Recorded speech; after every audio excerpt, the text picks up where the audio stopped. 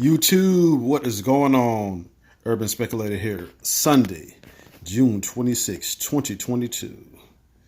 Bidenomipolis is headed to Saudi to beg for oil. Are you serious?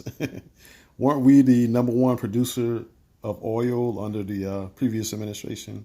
But I digress. And I'm not pro either or party, but but here we go. President Biden asks the Saudis to bail him out. The president will attend a GCC meeting in Saudi Arabia next month with the explicit goal to ask Saudi Arabia to increase the production of crude oil. All right. They're making all this money. I mean, they're having record profits this year. So why would they increase to decrease the value of the money they're getting? I mean, it doesn't make sense to me, but I mean, hey, maybe the U.S. got some arms, maybe, offer them a deal or whatever. But no one in the administration asked the obvious question, to wit, what a plausible or even implausible increase of GCC Saudi crude output might yield in terms of U.S. gasoline production. Amazingly, it would appear not, as the answer is surprisingly small in the context of gasoline prices, now averaging over $5 per gallon for the U.S. as a whole. So, just like I said, suppose that Mr. Biden convinces the Gulf producers to increase output by 1 million barrels per day. That is not going to happen immediately and permanently. And assume that there is no production cut as a response by other producers internationally. That would represent a global production increase, crude oil and other liquids, of about 1%, under a very conservative assumption about market demand conditions, a demand elasticity that is responsiveness of 0.1 crude oil prices would fall by about 10%, or around $12 per barrel. The effect on gasoline prices, assuming no change in refining or distribution cost, taxes, and other relevant parameters, about 20 cents per gallon, and an effect not trivial but obviously insufficient to change the underlying economics and politics of high gasoline prices in the U.S. So regardless if it's done, it's not going to help too much. Let us make an alternative assumption for more realistic and increase about GCC Saudi crude output of 250,000 barrels, 0.25% of global production, and a market demand elasticity of 0.05. Crude oil prices will fall about 0.5%, or about 60 cents per barrel. Assume a larger price impact due to expectations, effects, and the like. A decline in crude oil prices of $2 per barrel. The effect of gasoline prices about 3 cents per gallon.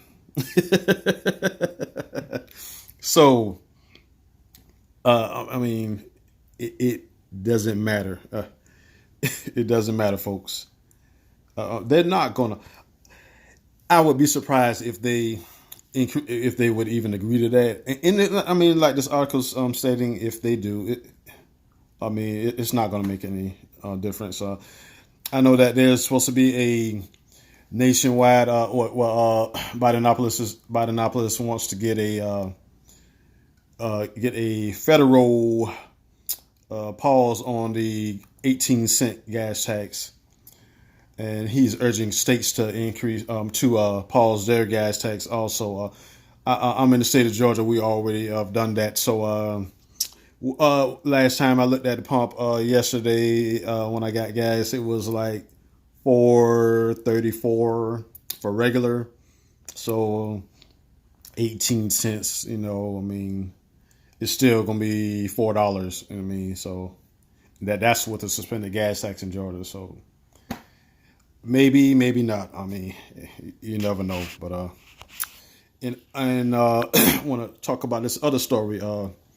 Russia's rebranded McDonald's sold 120,000 burgers on opening day.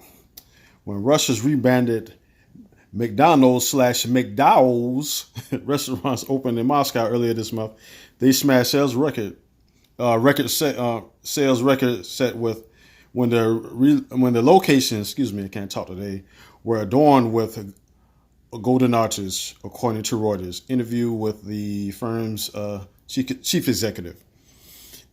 If it wanted to harken back to the earlier days of its predecessor, new brand Vkusno and Tochka would have posted a sign saying over 120,000 served after just one day in operation. In the first wave, 50 locations opened in Moscow on June 12th and 13th, including the firm's flagship location in Moscow's Pushkin Square. We have never seen such daily turnover in the whole time McDonald's has worked in Russia. Vkusno and Tochka CEO Oleg said. I'm not going to even butcher that last name. Since the restaurants have lost all rights to use McDonald's branding and trademark, of Vkusno and Tochka, which McDowell's, which roughly translates to tasty and that's it, is a completely new brand with a new logo, color scheme, and name for the burgers and shakes. While acknowledging, hopefully without that GMO either, but I digress. While acknowledging that the novelty and historic nature of the event drove the impressive throngs that crowded the restaurant, and opening weekend,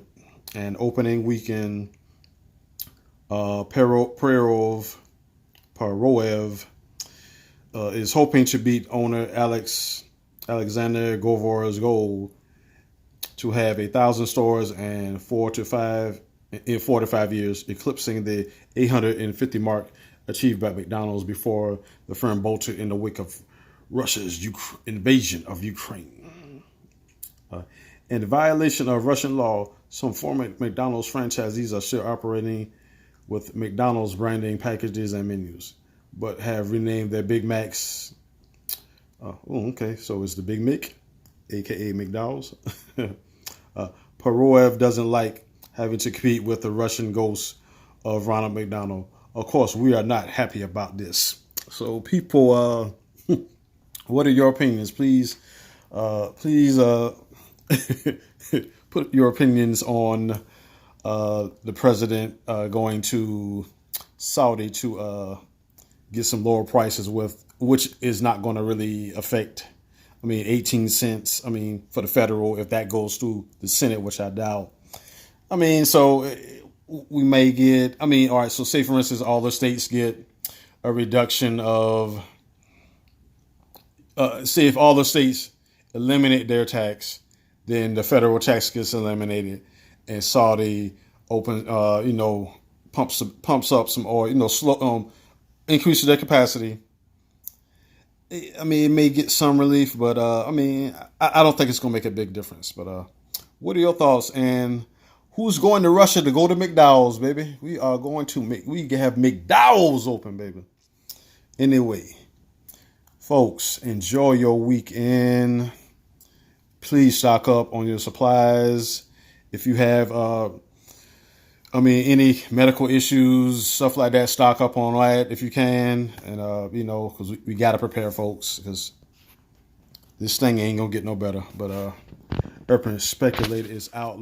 Like, comment, subscribe. Share the video, people. Share.